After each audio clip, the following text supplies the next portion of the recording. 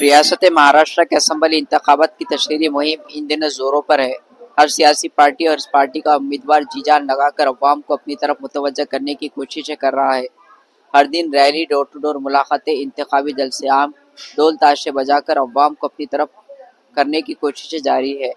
ऐसे ही आज भोकर विधानसभा के आज़ाद उम्मीदवार शेख जाकिर ने भी बाइक रैली शहर के मुख्तलिफ रास्तों से गुजारते हुए तशहीरी मुहिम को बहुत बड़े पैमाने पर शुरू कर दिया है। आज उनकी तशहीरी मुहिम में आज हैदराबाद की मशहूर शख्सियत, इंस्टाग्राम पर अपना लोहा मनवाने वाली खलील जंबिया ने आज घर घर जाकर शेख जाकिर के हक में वोट डालने की अपील की। इस मौके पर नौजवानों की बड़ी तादाद मौजूद थी।